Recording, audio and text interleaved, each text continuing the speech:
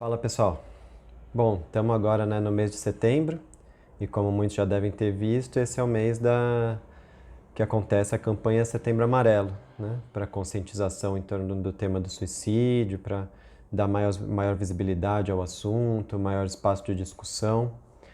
Então eu decidi fazer aí uma série curta, de alguns vídeos, tentando trazer algumas questões, colocar algumas perspectivas em torno desse tema. A ideia aqui vai ser de apresentar um pouco dos resultados de um trabalho que a gente vem desenvolvendo no programa de Psicologia Clínica do Instituto de Psicologia da USP. Faz parte da minha pesquisa de doutorado sobre orientação da professora Maria Lívia Moreto. E ao longo dos últimos anos a gente vem coordenando um projeto dentro da universidade de acolhimento e atendimento psicológico ao público e nos últimos anos com um foco maior na escuta dos jovens estudantes, dos alunos da graduação, da pós-graduação da universidade e que vieram procurar atendimento por diversas questões de sofrimento psíquico, de mal-estar, ansiedade, depressão e que muitas vezes o assunto do suicídio aparecia como uma questão importante.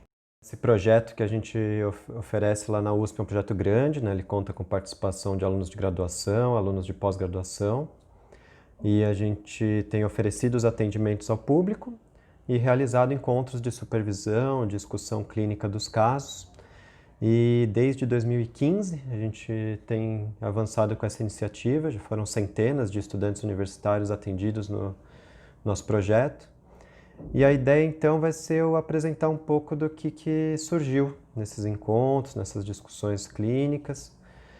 Não vai ser a ideia esgotar o tema do suicídio, um tema multifacetado, um tema complexo, que tem uma série de abordagens possíveis, mas vai ser assim um esforço de tentar contextualizar como que o suicídio pode surgir como uma questão dentro de um contexto mais amplo, dentro de um quadro clínico, dentro de uma série de impasses, de sofrimentos, de desencontros, que o suicídio pode aparecer como uma opção para alguém.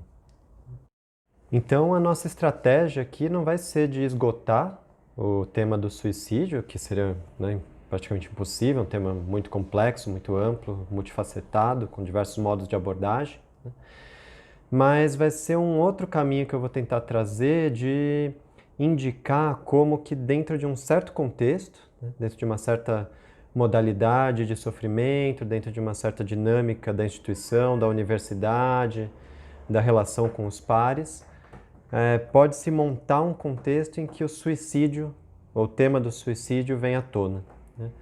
A ideia é de que se a gente puder entender melhor esse contexto, entender os passos que levam até isso, a gente vai poder melhor se situar, tanto para manejar uma eventual chegada do tema do suicídio, tanto quanto para poder antecipar, poder abordar isso antes, para que a coisa não precise se agravar ou se cronificar dessa maneira.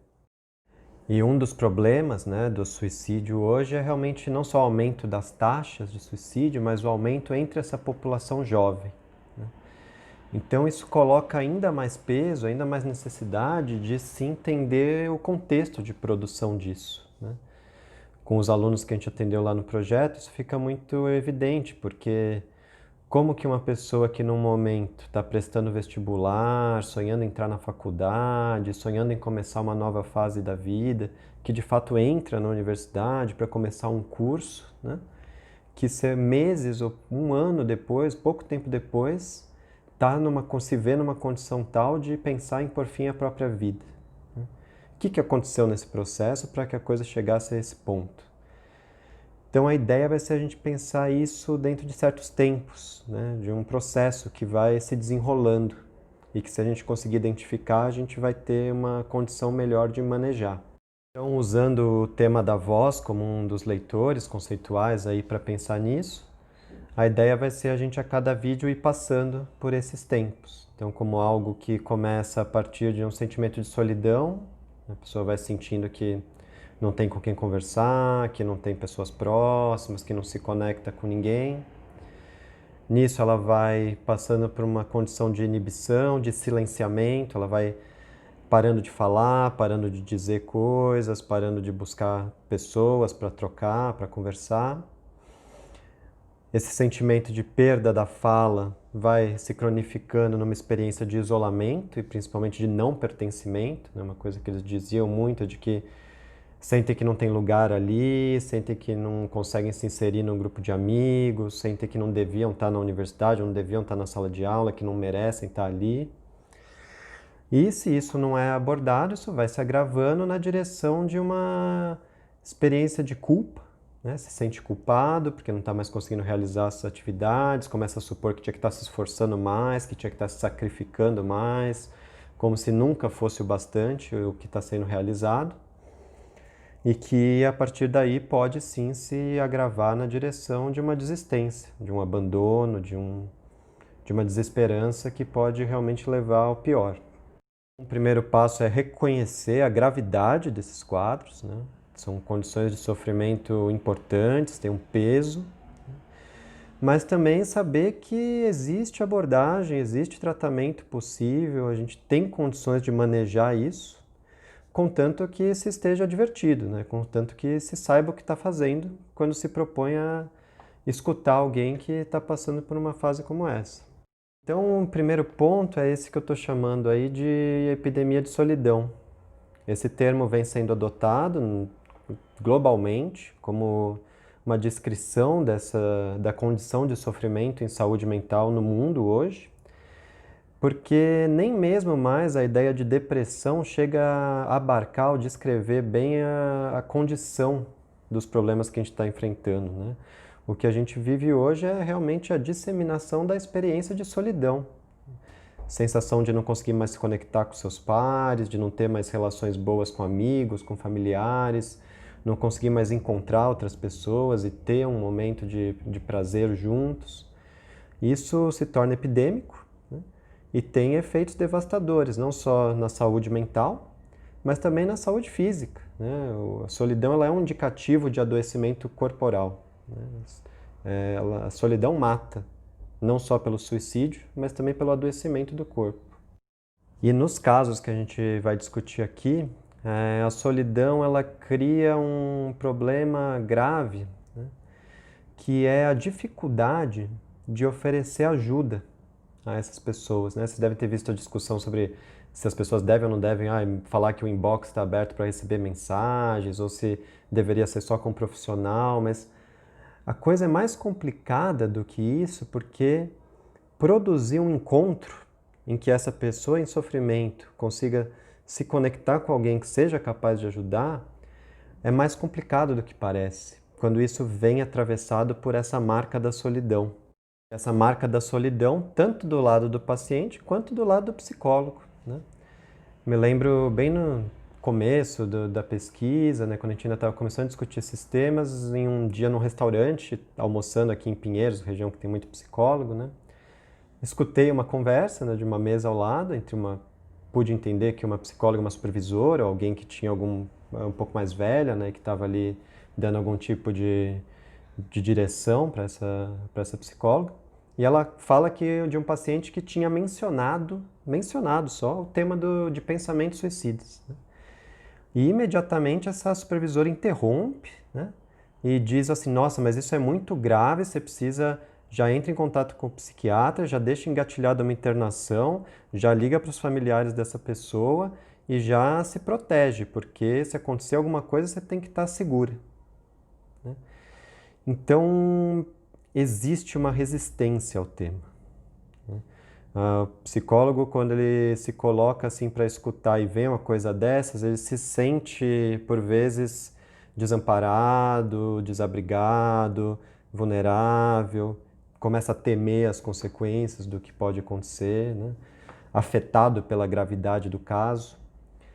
E isso é de difícil manejo, porque muito rapidamente isso pode se transformar numa resistência, né? Uma resistência a escutar o que está vindo ali como sofrimento. Você já começa a se aparelhar de mecanismos de proteção que nem sempre são mais favoráveis no sentido de produção de escuta. Então, é claro que é importante reconhecer a gravidade desses casos e se preparar para poder estar diante disso e conduzir um tratamento, mas tem que ter esse cuidado para isso não se tornar uma resistência, porque muitos desses jovens que a gente recebeu, o que eles contavam para a gente? Eles contavam que já tinham procurado ajuda, né? Ou já tinham ido em psicólogos, ou já tinham ido em psiquiatras, já tinham ido em serviços de saúde mental, só que tiveram experiências absolutamente catastróficas. Foram muito maltratados, não foram bem recebidos, sentiram aquela experiência como extremamente violenta, né? É uma situação de um risco iatrogênico alto, né?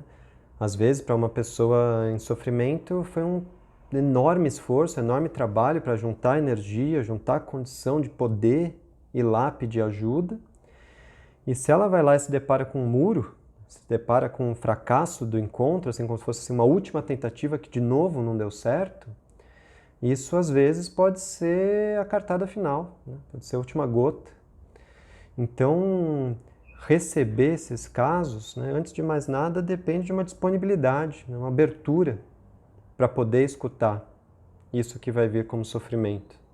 E do lado do paciente, né, do lado da pessoa que está em sofrimento, essa questão da solidão também comparece com uma barreira muito forte, porque o que foi um dos principais achados da nossa pesquisa e que a literatura, né, mundial sobre o tema indica? Não basta a gente oferecer serviço de atendimento, de apoio psicológico, né? A característica desses casos, a dificuldade é que eles não vão muito facilmente fazer uso de serviços de atendimento, né? Eles tendem a sentir que muitas vezes que não vão ser entendidos, que ninguém vai compreender a dor que eles estão passando. Muitas vezes eles mesmos não conseguem pôr em palavras essa dor, então seria assim, vou lá falar o quê? Sendo que nem eu sei o que está acontecendo. Muitos acreditam que vão resolver por conta, ou que vão encontrar outros jeitos de solucionar isso, né?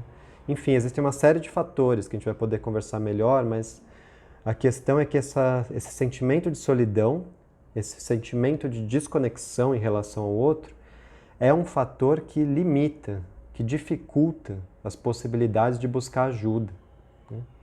Então, o primeiro passo que está em jogo, antes mesmo de pensar como que a gente vai manejar um paciente que chega para a gente, é como que a gente vai produzir condições para que uma pessoa em sofrimento possa buscar ajuda, né? Para que ela possa chegar até nós, para que ela possa encontrar o caminho para poder falar desse sofrimento com alguém. Esse é o primeiro desafio que está em jogo. Esse vai ser o nosso trabalho aqui, né? Diante dessa epidemia de solidão e de isolamento, dessa perda da conexão com o outro, dessa ruptura dos laços, como é que a gente pode minimamente criar condições para que ali onde antes tinha desistência, ali onde tinha desesperança, ali onde tinha a ideia de que não adianta falar, de que a palavra não vai funcionar, de que não tem nada que possa ser feito, né? A gente possa criar espaços, criar condições para uma retomada da voz, para uma recuperação da condição de chamar o outro, de se conectar, para que no encontro com o outro a gente possa encontrar saídas possíveis, para insistir num caminho. Então, ao longo dos próximos vídeos eu vou passo a passo e aprofundando cada um desses tempos e trazendo questões clínicas e de manejo para a gente conversar, né? Espero que os vídeos possam ser uma via de conexão, uma ajuda, tanto para os profissionais que de alguma maneira vão estar em contato com esses casos, mas também principalmente para as pessoas que de alguma maneira estão enfrentando esse sofrimento, estão enfrentando esse mal-estar, estão lidando com essas questões, para que talvez possam fazer assim, essa decisão, essa aposta, assumir essa possibilidade de buscar alguém, buscar ajuda, porque tem sim tratamento e saída possível. Então é isso, pessoal. Até a próxima.